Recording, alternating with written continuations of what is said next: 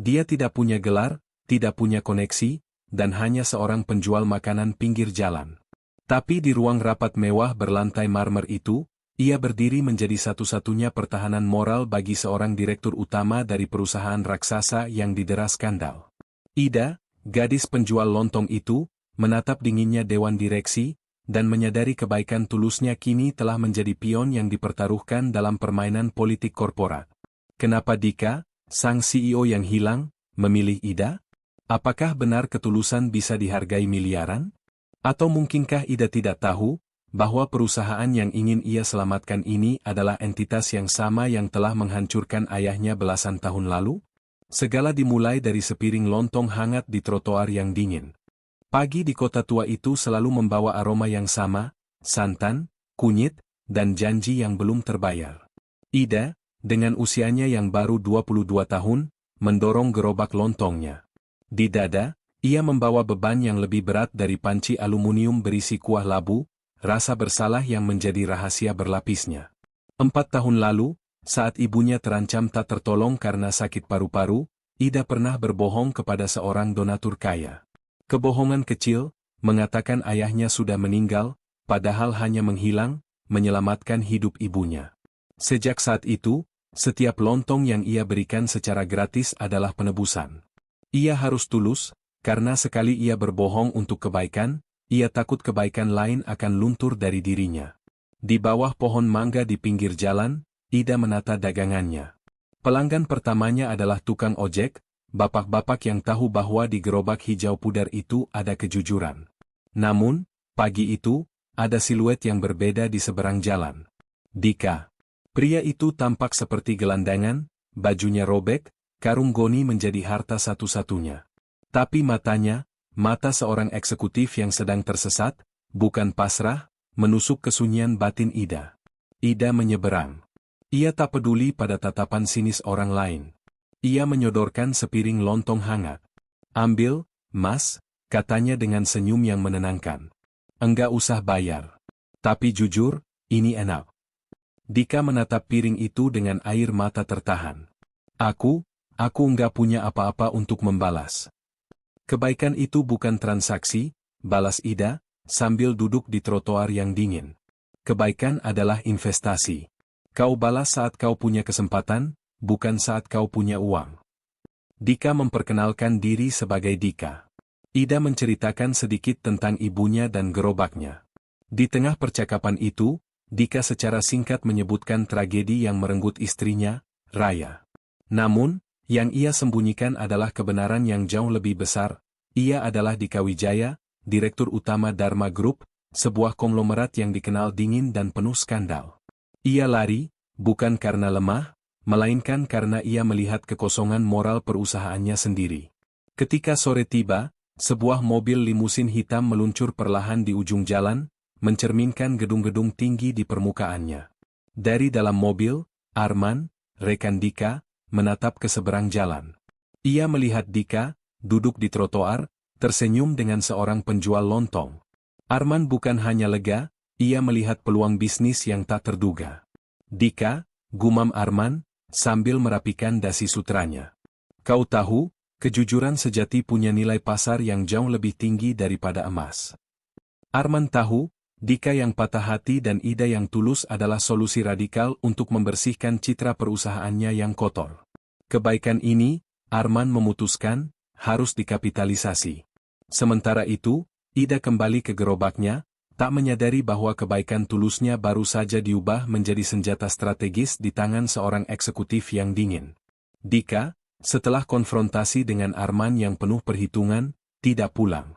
Ia menulis sepucuk surat pendek. Ia akan kembali, bukan untuk lontong, melainkan untuk mengambil kejujuran Ida.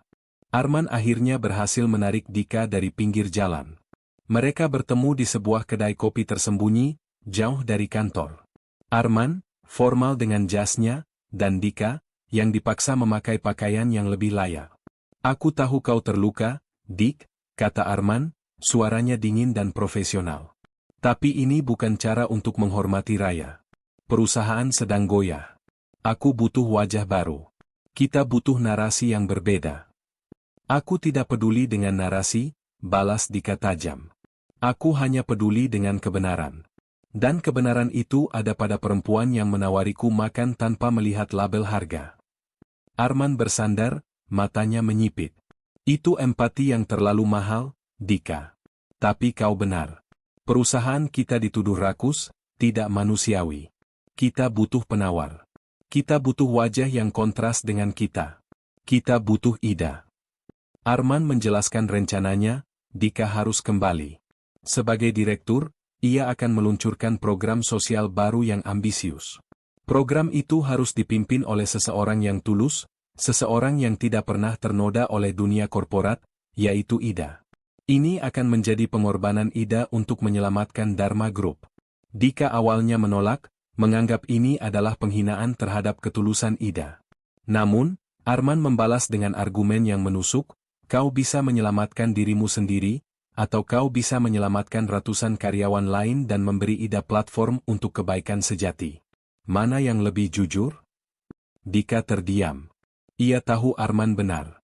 Kebijakan Dharma Group sebelumnya, yang fokus pada keuntungan tanpa batas, secara tidak langsung telah menyebabkan kerugian besar bagi pemasok kecil. Ia teringat Raya, istrinya, yang selalu bilang, hati nurani itu aset, bukan beban. Dika akhirnya setuju. Ia akan menggunakan ketulusan Ida sebagai perisai moral perusahaannya. Di saat yang sama, Ida menyadari bahwa Dika menghilang. Ia hanya menemukan catatan dari Dika yang berisi janji samar untuk bertemu di taman kota. Ia sempat merasa kecewa. Namun, saat ia merapikan rumah, ibunya memanggil. Ida, ada sesuatu yang harus ibu katakan, ucap ibunya, tangannya bergetar. Ayahmu menghilang, bukan hanya karena bangkrut, tapi karena utang kepada sebuah perusahaan besar. Utang yang tak terbayar dan ancaman yang tak terhindarkan. Ibu tidak pernah cerita, karena ibu takut kau membenci dunia yang mengambil segalanya dari kita. Ida merasakan dunia berputar. Ia tahu, rasa bersalah atas kebohongan kecilnya kini harus berhadapan dengan kebohongan besar yang disembunyikan ibunya.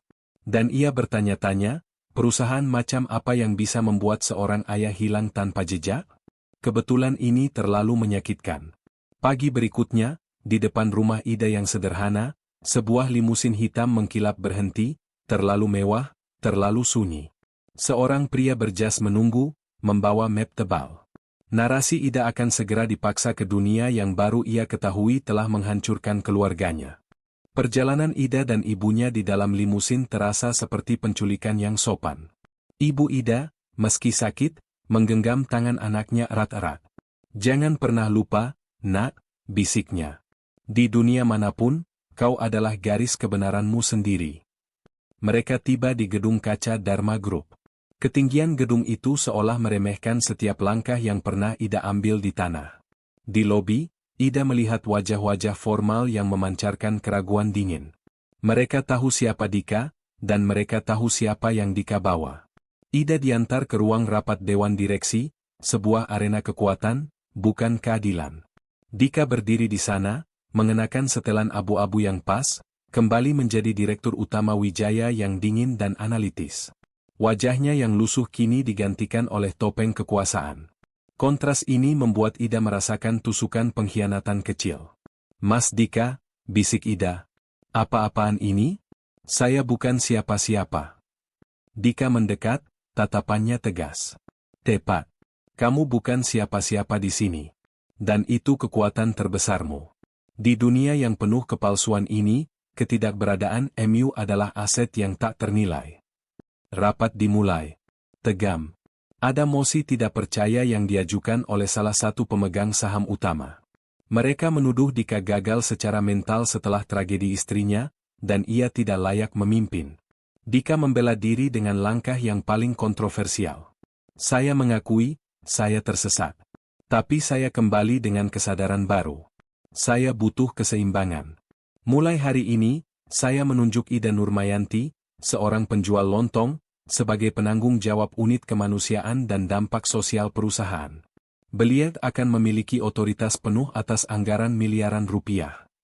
Ruangan seketika gaduh. Pemegang saham yang sinis, seorang wanita tua bernama Bu Sandra, berdiri dengan wajah merah padam. Dia? Seorang penjual makanan keliling? Ini konyol. Anda menjadikan perusahaan ini lelucon, Dika. Ini penghinaan terhadap nilai-nilai korporat. Dika hanya menatapnya tenang. Benar. Ini kontroversial. Tapi saya memilihnya, bukan karena pengalamannya di atas kertas, melainkan karena ketulusannya yang murni.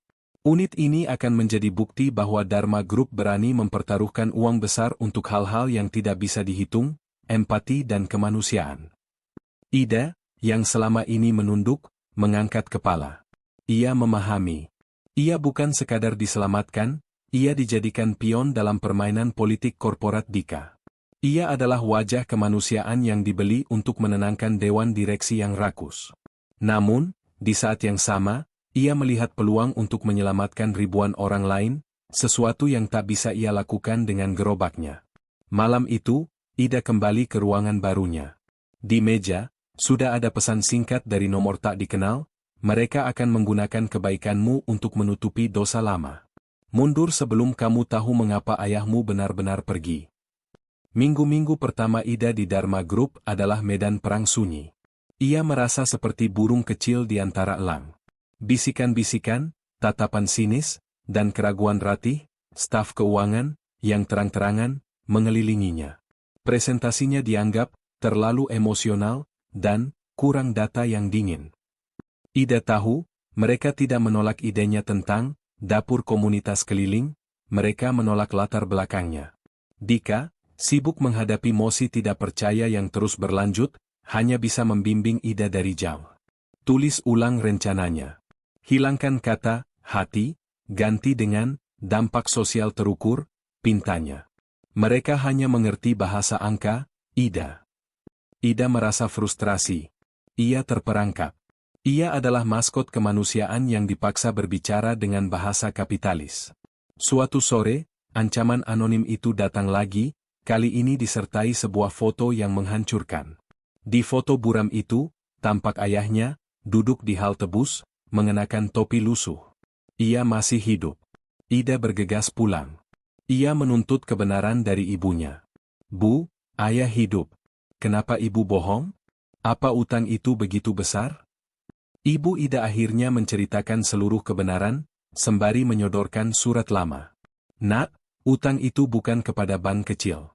Utang ayahmu dulu dililit dan dimatikan oleh sebuah perusahaan besar bernama Sinergi Corpora. Dulu, Sinergi Corpora adalah saingan terberat Dharma Group. Mereka menghancurkan ayahmu secara sistematis.